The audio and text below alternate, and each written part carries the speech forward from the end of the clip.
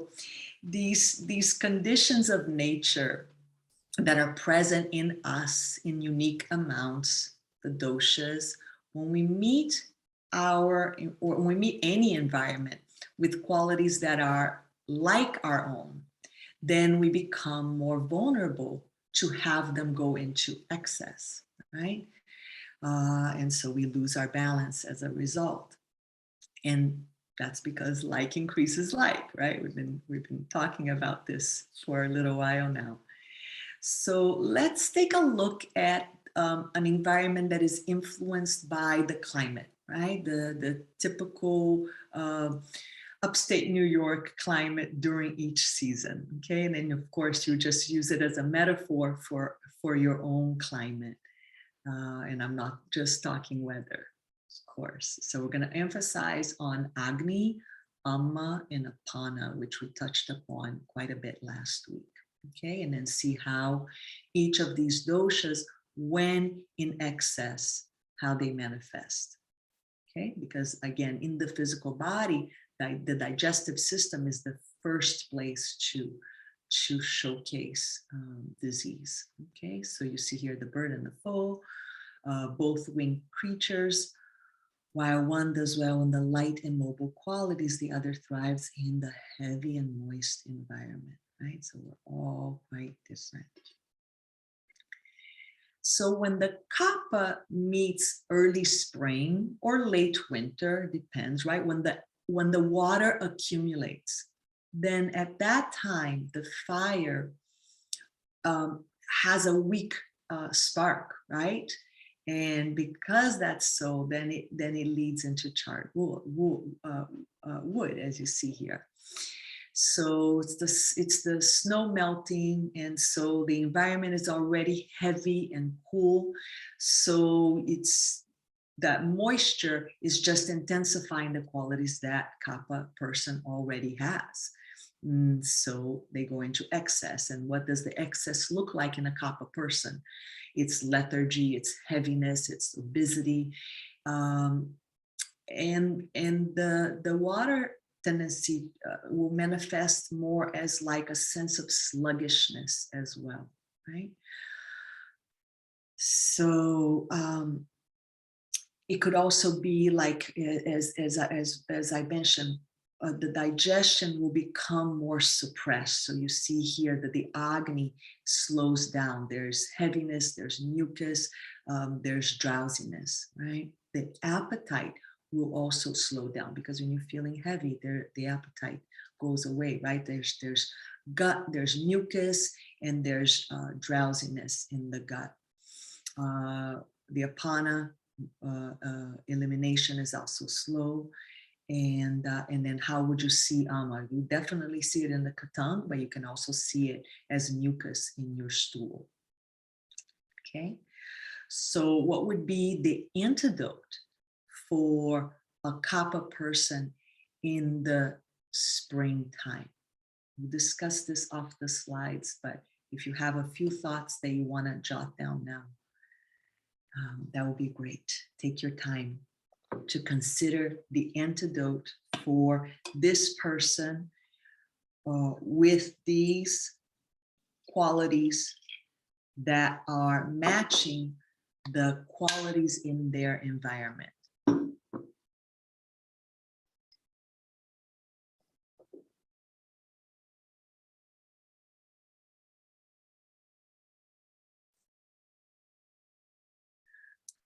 So now next, we have Pitta at the peak of summer, right? So as the summer's temperature begins to escalate, the person's already, the Pitta person who already has a hot, a light and sharp qualities in them is going to be intensified, right? So they are going to become more vulnerable to things like skin rashes, ulcers, liver issues, inflammations, infections, gastritis. All of the itises will be more pronounced during that time, right?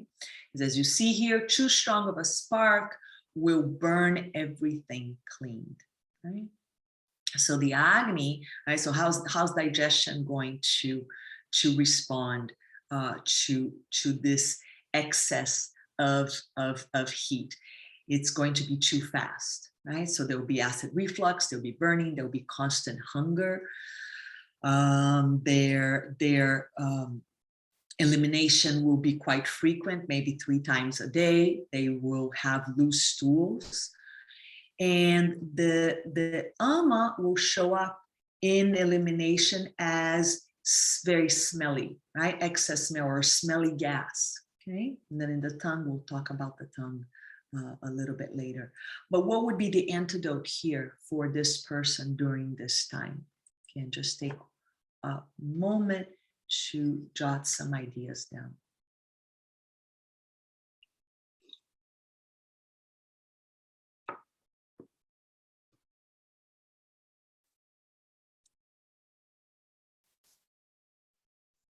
And then last but not least, we have the Vata person meeting late autumn. So late autumn here is when the winds pick up, right? The temperature begins to cool. So this already dry and light characteristic of innate to a Vata constitution is aggravated. So air and ether in excess will bring about vertigo, autoimmune diseases, low immunity, as I mentioned before. Any signs of premature aging will be related to excess Vata. Yeah, MS or any of the other degenerative diseases, they're all related to excess Vata. So there's this inefficient spark, not allowing someone to travel far, right? They're getting fatigued because the excess movement is internal and it's wearing them out, okay? But then the butterflies, right? In reality, they migrate such long distances. It's amazing, right? It's amazing how nature is so incredibly wondrous. So in terms of digestion, right? The Agni is irregular, right? It's going up and it's going down. And so there's a lot of gas and bloating, just abdominal discomfort, distension. The stools are dry and they're strained, and also that you may go some time without eliminating, maybe more than a couple of days even. And that's of course going to cause ama in the body, right? Not eliminating is a huge factor to adding ama to the body. So not really shifting gears so much, we're still on this topic, but just taking a moment to consider your reasons for a detox, okay? Why would you detox your system at any time? Talked about doing it once at the change of each season, or in a big one once a year. Why would you detox? If you've ever done it or ever wish to do it, what is your motivation? According to Ayurveda, there are 2 reasons for going on a detox.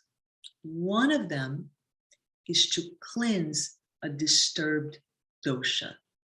And by disturbed, I mean excess. Disturbed in this case is synonymous to excess dosha, okay? Just like you have a predisposition and then the climate outside of you is matching that. So it makes you vulnerable to excess, okay? I'll go into the other one in a moment, but one place where we can see the evidence of excess dosha is on the tongue, okay? Froth, too much moisture. These are indicators of excess kapha. Red margins on the tongue and maybe some red mouth sores or any mouth sores, really. They are expression of pitta in excess. Or maybe there's malabsorption, and malabsorption shows up in the tongue as scallops, like these little ridges along the edges of the tongue, okay? And this is a sign that vata is in excess. You may also find some trembling in the tongue, and that's a sign that there's excess vata in the mind. We'll go into the mind soon enough.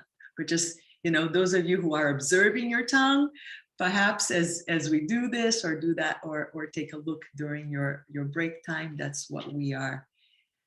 Those are some of the factors we're dealing with. Now we're going to go into the other one. Ayurveda's second main reason for taking you on a detox is to cleanse ama from the body. So again, is that which you take in by all the five senses, right? Food impressions that are not properly assimilated. And as a result, they clog the system. Okay. So then how does this clogging of the system shows up in the tongue? Bad breath is a sure way that it does. Another way is there's a particular coating, and we talked about this briefly last week. If any of the doshas are overindulging, yeah?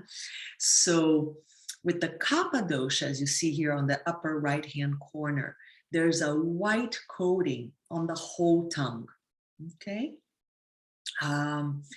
If the pitta dosha is expressing ama on the tongue, then it's a yellowish green on the central part of the tongue, okay?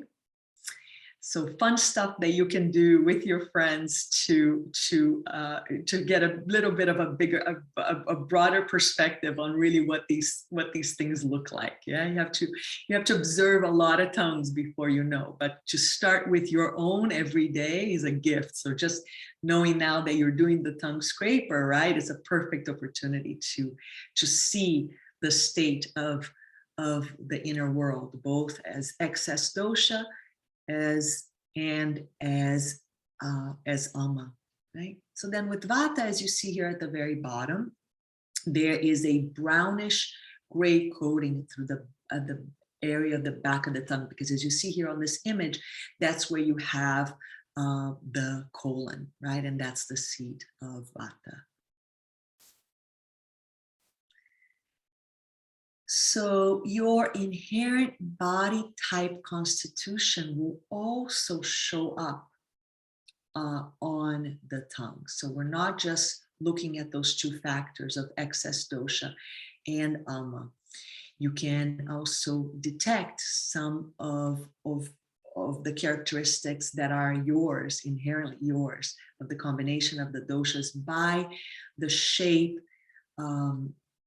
and the size of the tongue. For example, the kapha tongue, as you see here on the right-hand side, is large, round, and thick, right?